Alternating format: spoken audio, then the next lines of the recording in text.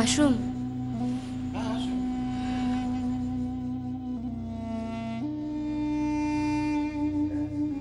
কি বিষয় নেবেন? ইতিহাস। আচ্ছা,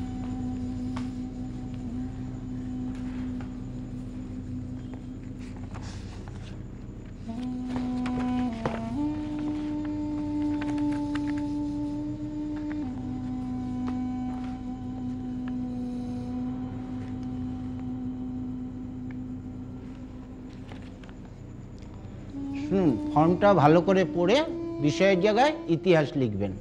ঠিক আছে।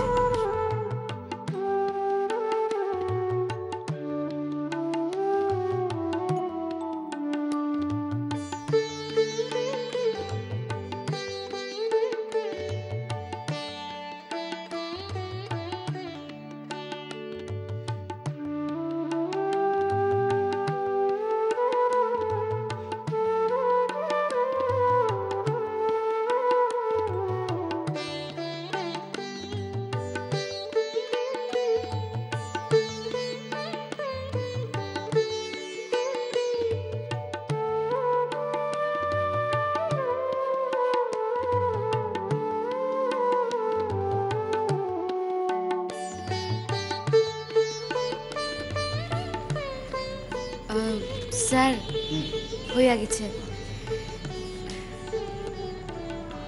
কিরণমালা খাতুন। হ্যাঁ, হ্যাঁ, ঠিক আছে, আসুন। আসি।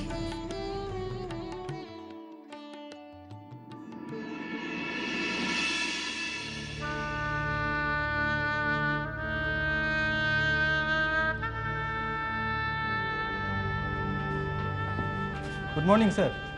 ও মর্নিং। তা কি আজ তো ফার্স্ট ইয়ারের প্রথম ক্লাস, তাই না? হ্যাঁ। শুনলাম এবারের ব্যাচে খুব ভালো ভালো ছাত্রছাত্রী এসেছে, এমনকি বাংলাদেশ থেকেও নাকি বেশ কিছু ছেলে মেয়ে এসেছে। তাই নাকি? হ্যাঁ, ইনফ্যাক্ট আমি একটু অফিস রুমের দিকে গিয়েছিলাম, আসলে আমার পে স্লিপটা একটু রেক্টিফিকেশনের ব্যাপার ছিল। আচ্ছা। তো ওখানে গিয়ে দেখি ভর্তি হওয়ার জন্য একবারে লম্বা লাইন পড়েছে। একজনকে তো দেখলাম মার্কশিট জমা দিল ভর্তি হওয়ার জন্য। দারুণ মার্কস, আসলে স্ট্যান্ড করা স্টুডেন্ট। বাহ, আপনি তো দেখতেছি মেলা খবর সংগ্রহ করছেন। আচ্ছা, আমি লাইব্রেরি থেকে এই দুইখান বই পাল্টাইয়া ক্লাসে যাব। ঠিক আছে, তুমি তাহলে ক্লাসটা সেরে নিয়ে স্টাফ রুমে এসো, আচ্ছা তখন কথা হবে। ঠিক আছে।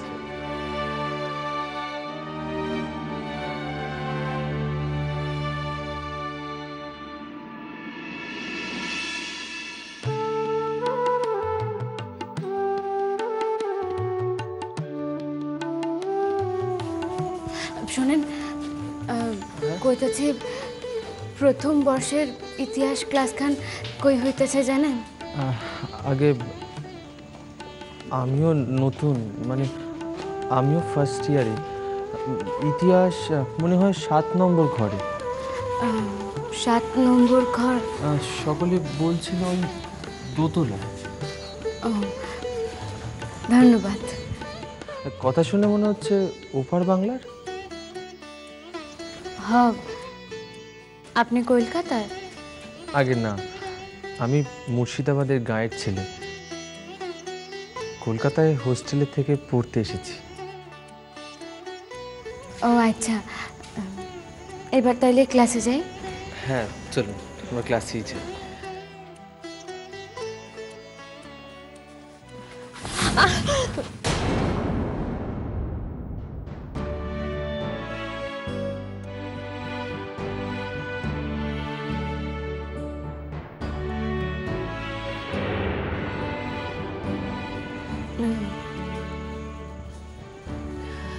সরি। না না, ঠিক আছে, বরঞ্চ ঠিক সময় না ধরলে আপনি পড়ে যেতেন। চলুন আমরা ক্লাসেই যাই।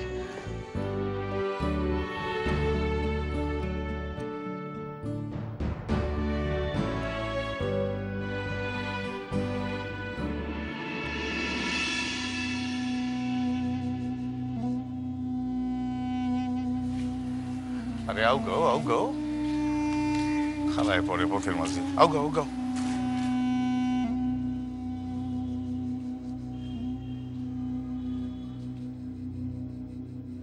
কি হইলো কি? আর পারতাছি না। আয়া পড়ছি, চলো, আয়া পড়ছি, চলো।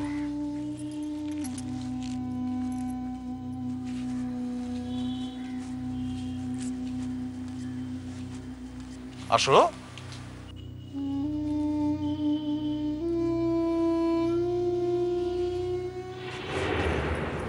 এই দেখো, এই কি তোমার গাঁও নাকি শহরের পথের মধ্যে?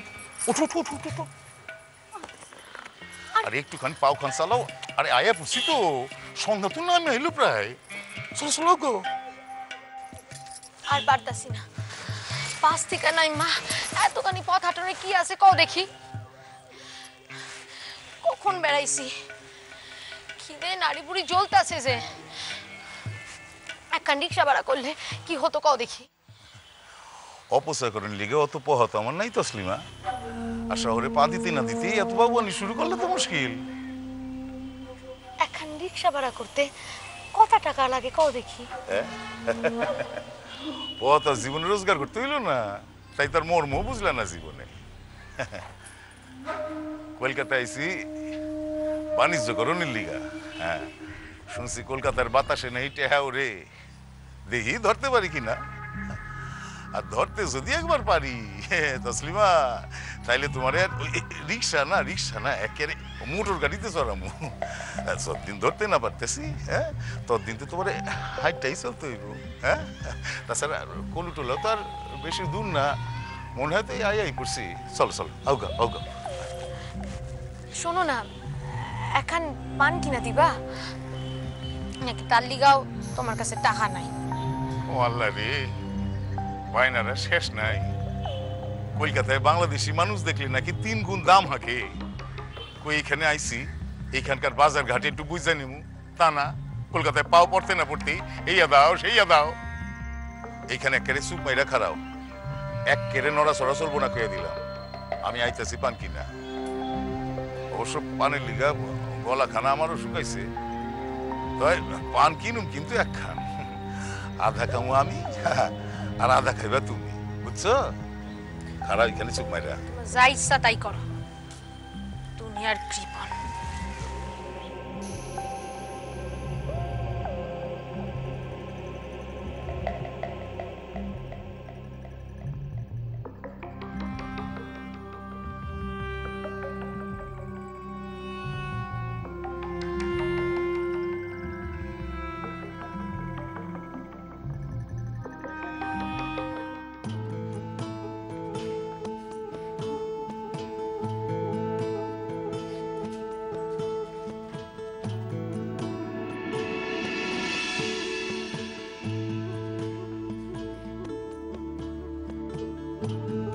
Good morning.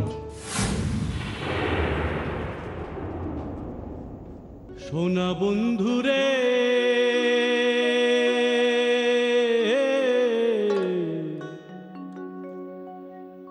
আমি তোমার নাম লইয়া কান্দি। ইতিহাসের প্রথম বর্ষের সমস্ত ছাত্রছাত্রীদের স্বাগত জানাই। Very very best wishes to all of my students. আমি সৌর্য চৌধুরী।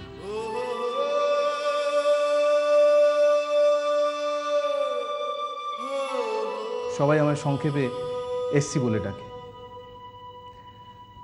আমি তোমাদের মডার্ন হিস্ট্রি পড়াবো।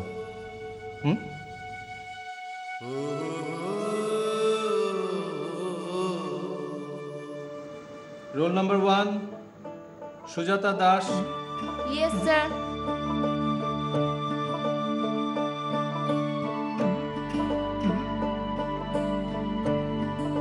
Roll number 2 Jiten Goswami.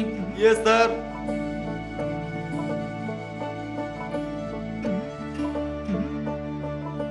Role number 3 Baishakhi Lahiri. Present sir.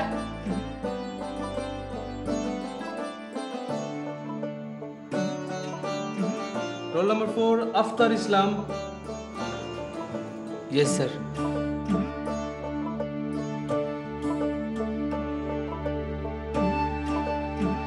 Roll number 5 Kiranmala Khatun.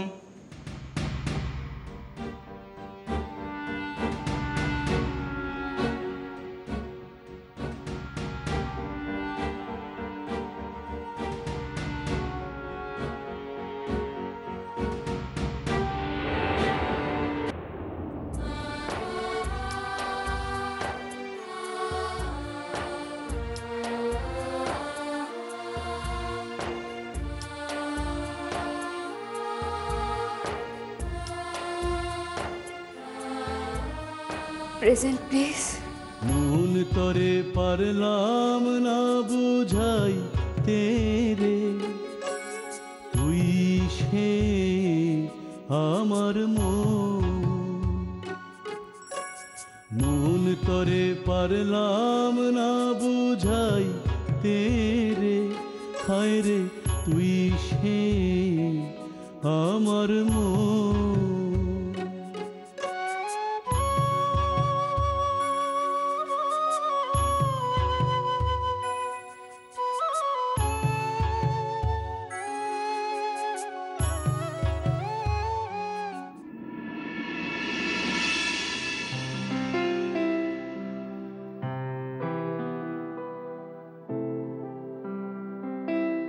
আমার মা তোরে দেখলে বড়ই খুশি হইতেন। শুধাই মা?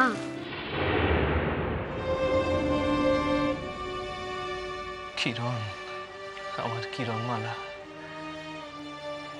আমি যে তোরে দেখা খুশি হয়েছি তা প্রকাশ করার অধিকার যে আইজ আমার নাই রে।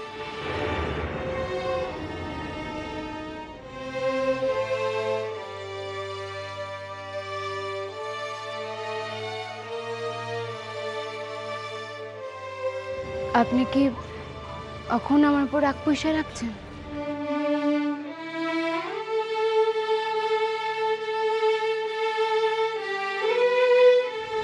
সেই দিন আমি আপনার লগে আইতে পারি নাই শোনা বাবু, কারণ তখন আমার মনের জোর ছিল না। শুধুই তা না, সমাজের কথা, আপনার পরিবারের মান সম্মানের কথা ভাইবাও সেদিন সেই সকল বাধা কাটলো কেমন কিরণ? কাটছে। ভালোবাসার শক্তি যে সকল শক্তির উপর, তা যেদিন বুঝতে পারছি সেদিনই কাটছে। এখন তো আমার মনে কোনো অপরাধ বোধ, কোনো দ্বন্দ্ব নাই শোনা বাবু। মাই আমার এই পত্র লিখছিল, তাতে লেখা আছে মায় অপেক্ষা কইরা আছেন আমাকে চায়ের হাত এক করণে লেখা। কিরণ, তুই জানোস না রে, আজ আমার পক্ষে আর তা সম্ভব না রে কিরণ। আজ আমি অন্য জালে এমন ভাবে জড়ায়া পড়ছি যে, কিন্তু তরে আমি সেই কথা কই কেমনে? এদিকে বাড়ির পথ তো আইসা পড়লো। শুনে বাবু, কিরণ,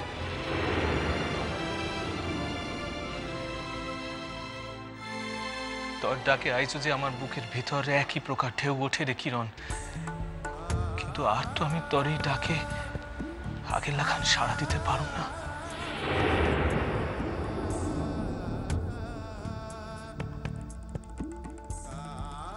আমি ঠিকই ভাবছিলাম কি আপনি আরো গম্ভীর মানুষ হইয়া উঠছেন। অবশ্য বিশ্ববিদ্যালয়ের অধ্যাপকের একটু গাম্ভীর্য না থাকলে মানায় না। তা না, আমি ভাবছিলাম কি একবার কলকাতা এসে পৌঁছাইতে পারলেই মাঠ ঘাট, রাজপথ, গলিপথ যেমন কইরা পারি ছুঁইতে আমি আপনার নিকট এসে পৌঁছাব। আর কমু, সোনাবাবু, আমি আয়সা পড়ছি, এইবার চিরদিনের লেখান আমি আয়সা পড়ছি আপনার নিকটে।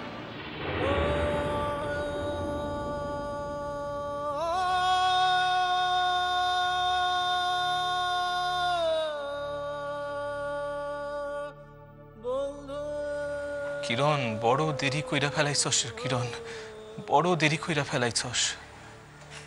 আজ তুই সর্বস্ব নিয়ে আমার নিকটে আসছস, অথচ আমি তরে গ্রহণ করণের কোনো উপায় নাই রে আমার কিরণ।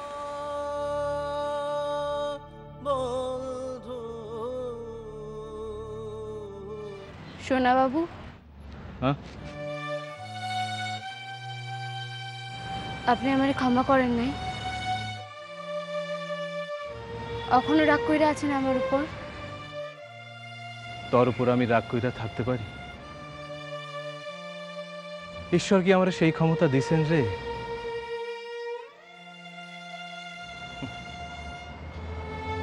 দেন নাই।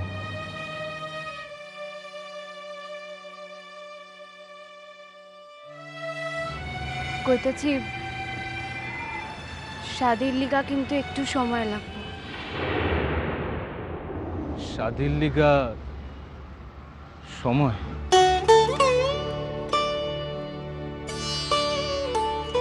জানি আপনি বানতে চাইবেন না,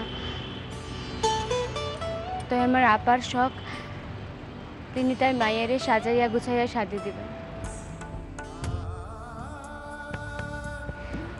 আমার বৃত্তির টাকা থেকে কিছু টাকা সঞ্চয় করে রাখছেন।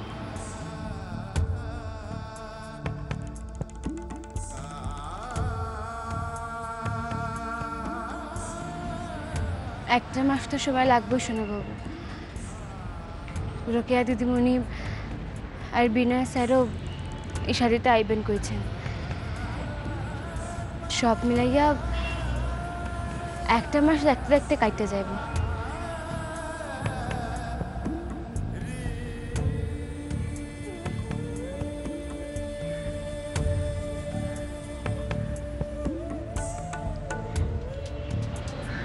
আপনার মুখখান এমনি ভার হইয়া গেল তো জানতাম। আচ্ছা আমারে কন্ত, আমারও কি আর একটা মুহূর্তে লিখা আপনারা ছাইরা থাকতে ইচ্ছা করতেছে? কিন্তু সোনা বাবু, এই দিনখানে লিখা তো আমাকে জন্ম জন্মান্তরের অপেক্ষা আছে। এত বছর যখন অপেক্ষা করতে পারছি, আর একটা মাসে কি আর হইব?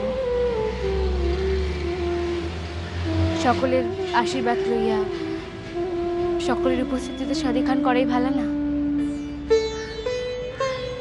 আমি তো ভাবতেছি গ্রাম থেকে যদি আম্মুরেও আনতে পারতাম।